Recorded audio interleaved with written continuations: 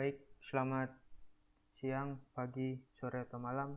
Pada kali ini saya akan menjelaskan terkait penjelasan soal UAS Remedi nomor 1. Sebelum itu perkenalkan dulu, diri saya bernama Hebron Prasetya dengan NIM 21021060054. Di sini saya akan menjelaskan terkait soal remedi UAS nomor 1 dengan topik interpolasi polinom Lagrange. Jadi kita langsung saja masuk ke materinya. Jadi apa itu interpolasi? Interpolasi secara sederhana dapat diartikan sebagai metode yang digunakan untuk menentukan fungsi yang sesuai dari titik-titik yang diberikan. Di sini ada contoh sebuah data, ada dua baris data, yaitu tegangan yang diterapkan dan juga waktu patah. Satuannya yaitu kilogram dan jam. Di sini kita akan menentukan suatu benda ketika dia diberikan suatu tegangan, dia akan berapa lama bertahan hingga pada waktu patahnya. Nah, di sini sudah diberikan data. Lalu, misalkan kita mau menghitung bagaimana suatu tegangan yang di luar dari data ini kita masukkan, maka waktu patahnya akan berapa. Misalkan kita masukkan tegangan 12, berarti kita bisa mengambil ancang-ancang atau mengira ada di tengah tegangan 10 dan 15. Berarti Y-nya itu atau waktu patahnya ada di 30 dan 25. Begitupun juga apabila kita memberikan tegangan misalkan 21, berarti antara 20 dan 25. Dan waktu patahnya di antara 40 dan 18. Nah, untuk menghitung tersebut secara valid, kita membutuhkan sebuah metode yang bisa menghitung data tersebut sehingga dapat menghasilkan data yang valid, sehingga kurvanya pun dapat berbentuk dengan sempurna, tidak banyak noise atau galat. Jadi kita akan menggunakan metode pencocokan kurva atau curve fitting, yaitu mencari fungsi yang mencocokkan titik data di dalam tabel. Di sini ada dua metode curve fitting. Salah satunya itu interpolasi. Namun ada juga regresi. Apa bedanya? Regresi ini digunakan juga untuk curve fitting, namun dia tidak sedetail dengan interpolasi. Maka akan terjadi banyak noise atau galat seperti ini. Di regresi itu dia hanya menarik garis lurus saja, namun dia tidak mengikuti tiap titik yang akan dilewatinya. Berbeda dengan interpolasi, dia tuh mengikuti tiap titik sehingga menghasilkan kurva yang detail sesuai dengan titik. Nah, definisinya interpolasi ada jika data diketahui mempunyai ketelitian yang sangat tinggi. Maka di sini kita bisa tahu bahwa interpolasi ini menggunakan banyak sekali perhitungan matematik sehingga kita harus teliti dalam menghitung data tersebut. Jadi tiap titik pada kurva akan dilalui tiap titiknya. Kita akan menginterpolasi titik data dengan sebuah fungsi. Bila fungsi cocokan yang digunakan berbentuk polinom, maka polinom tersebut dinamakan polinom interpolasi. Terus kemudian, sebuah interpolasi dapat dikatakan apabila x0 kurang dari a dan kurang dari xn, maka YK-nya sama dengan fungsi pxk, disebut dengan nilai interpolasi atau interpolated value. Dan jika x0 kurang dari xk atau x0 kurang dari xn, maka YK-nya sama dengan pxk, disebut nilai extrapolated. Di sini sudah ada gambar. Jadi ketika suatu fungsi masih berada di dalam jangkauan, maka itu disebut interpolasi. Namun bila sudah berada di luar jangkauan di sini, maka itu namanya extrapolated atau mengekstrapolasi. Terus kemudian ada interpolasi lanjar. Interpolasi lanjar ini dua buah titik yang dapat ditarik sehingga membentuk garis lurus.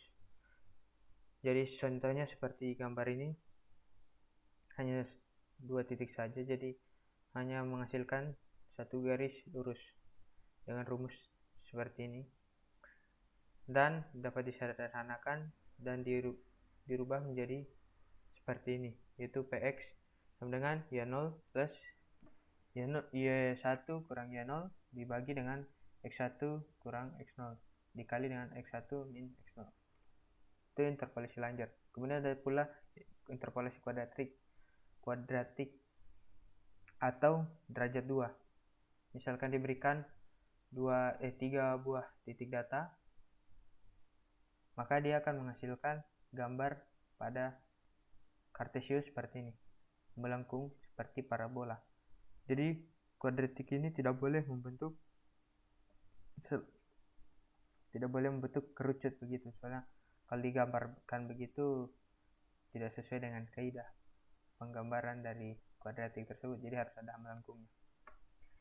Nah, ini rumusnya P2X sama dengan A0 plus A1X plus A2X2. Contoh umumnya maksud. Kemudian ada interpolasi kubik atau pangkat 3. Apabila ada 4 buah titik data, maka akan menghasilkan seperti ini. Dia akan menghasilkan sebuah gelombang naik dan turun. Dan rumusnya contoh umumnya seperti itu. Lalu kemudian kita masuk ke polinom interpolasi yang digunakan dalam komputasi numerik. Itu ada 3 macam, yaitu ada polinom Lagrange, Newton, dan polinom Newton-Grigoi. Untuk digunakan kasus khusus dari polinom Newton. Terus kemudian kita masuk ke polinom Lagrange. Jadi misalkan tadi ada rumus polinom Langer seperti ini, kita bisa mengubah rumus tersebut menjadi seperti yang ada di bawah ini. Kemudian bentuk umum polinom Lagrange untuk derajat kurang atau sama dengan n, untuk n plus 1, untuk titik berbeda adalah seperti ini. N sigma I sama dengan 0, AI kali LIX sama dengan ini data-data yang akan dimasukkan ke dalam rumus tersebut. Dan untuk rumus LI tersebut juga ada seperti ini. Jadi dia menggunakan pi. Bedanya sigma dan pi yaitu sigma itu hanya ditambahkan terus-menerus, kalau pi itu dikalikan. Nah, di sini juga sudah rumusnya LIX-nya, rumusnya. Terus kemudian di sini ada catatan J itu sama dengan 0. Namun J itu bukan I. Jadi pada saat kita memasukkan pada data pada rumus, nanti rumus X-nya itu harus berbeda dari rumus I. Jadi J itu harus berbeda dari I. Misalkan data kedua, maka data ke-1, maka untuk J tersebut kita harus masukkan data yang kedua. Nah, setelah masuk materi, kita akan masuk ke soal. Namun sebelum itu, berikut adalah beberapa rumus yang derajat 2 dan 3 yang sudah dilengkapi lagi. Maka nanti kita akan menggunakan rumus ini. Baik, kita akan masuk ke soal. Baik, di sini kita akan lanjut membahas langsung ke terhadap soalnya. Di sini ada soal interpolasi. Diketahui data sebagai berikut. Tentukan harga Y pada X 6,5 dengan menggunakan polinom Lagrange 3 titik dan 4 titik dengan data yang telah diberikan. Baik, langsung kita masukkan saja ke Excel. Baik, saya akan langsung menjelaskan terkait soal yang diberikan. Soal nomor 1, remedi UAS, di mana di sini ada data, namun yang dicari adalah data Y ketika X 6,5 dengan titik 3 dan 4. Dan rumus-rumusnya sudah saya masukkan ke sini, yang tadi ada di PPT.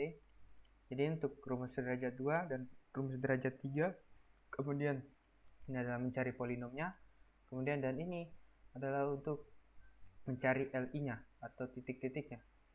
Jadi kita langsung saja masukkan ke dalam rumus yang derajat 2. Kita masukkan X. Jadi X kita menggunakan yang ini. Kemudian kita kurangkan dengan X1. X1 yang mana? X1 yang ini. Karena hitungannya dari X0, X1, X2, dan seterusnya. Lalu kita tutup, kita kalikan lagi, kita kurangkan X-nya lagi dengan 2. Kurang 2.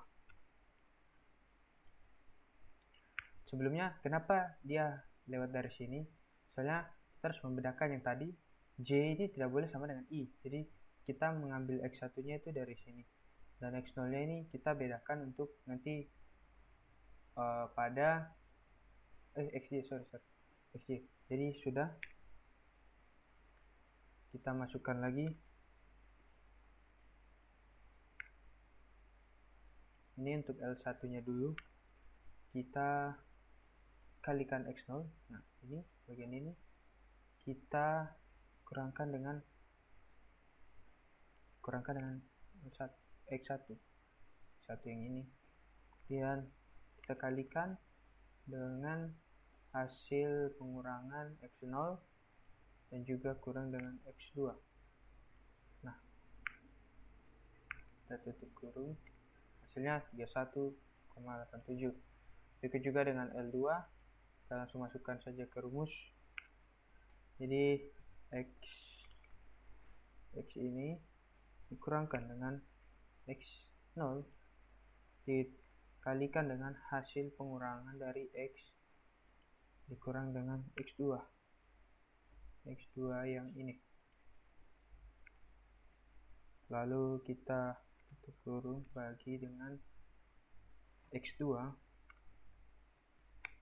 dikurangkan dengan X0 di atas. Terus kita kalikan dengan hasil.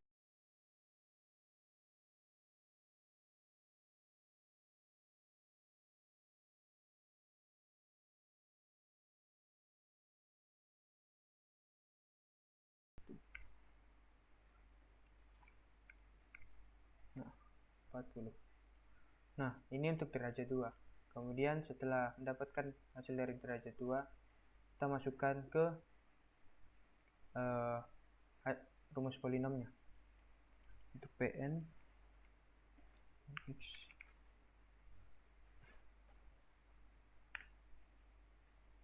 jadi kita kalikan A0, A1, A sampai AN ini adalah Y-nya.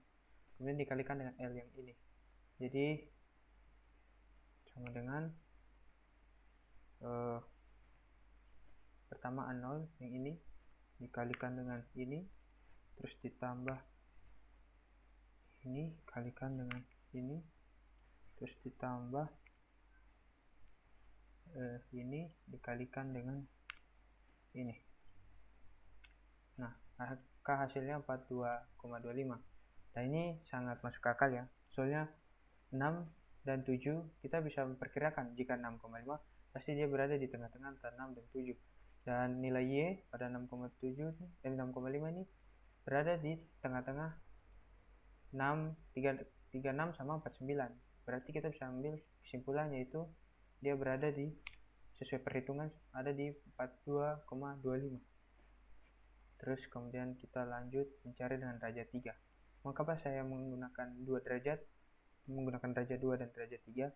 Karena di sini pada soal tersebut persamaannya tidak dituliskan ini derajat 2 atau 3, jadi maka kita akan menggunakan dua rumus ini sehingga kita bisa mendapatkan hasil yang valid.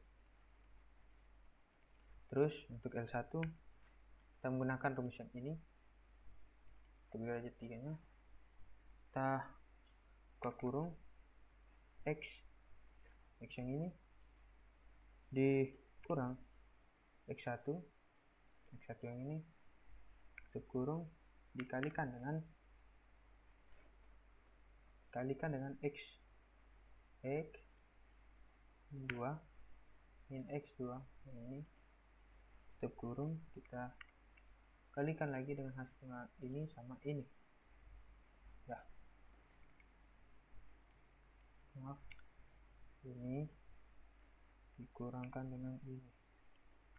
Nah, setelah sudah, kita lanjut yang bawahnya dibagi dengan X0 X0 ini yang ini min X1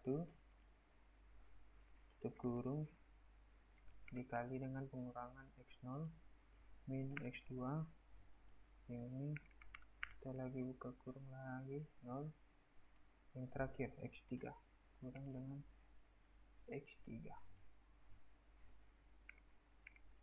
ya, hasilnya 69, kita lanjut pada L2 nya.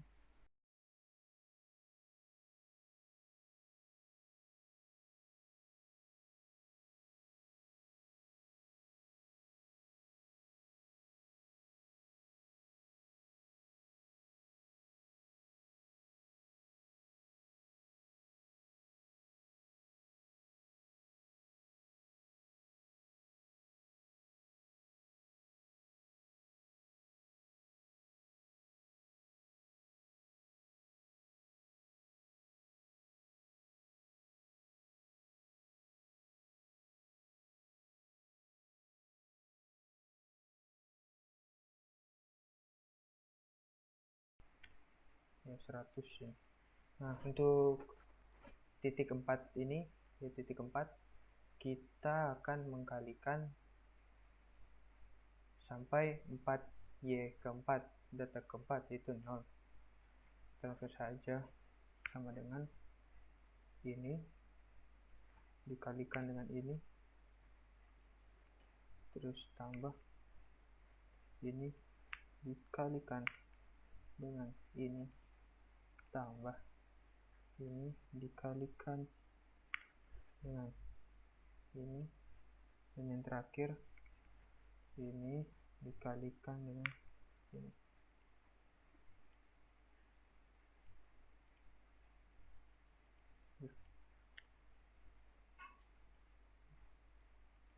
Jika sudah, kita akan enter. Nah, hasilnya pun sama. Nah, karena sama, kenapa? Karena ini data yang di sini 0. Jadi mau sampai 4, dia tetap menjadi titik 3. Makanya pada waktu itu MER memberikan soal yaitu cuma sampai titik 3. Karena titik 4 tentu saja sama. Terus untuk titik 3-nya sama dengan ini, namun sama seperti derajat 2 ini. Dia cuma sampai pada data ketiga. Jadi kita paste saja sini. Nah, di sini kita hapus. Cuma sampai sini saja. Enter, sama. Dan sekian penjelasan nomor 1 untuk UAS metode numerik remedi tentang terkait integrasi polinom Lagrange. Dan kita telah menemukan titik di mana X di mana Y jika X itu 6,5. Dan ini hasilnya. Sabar, saya kasih warna ya. Dan ini hasilnya.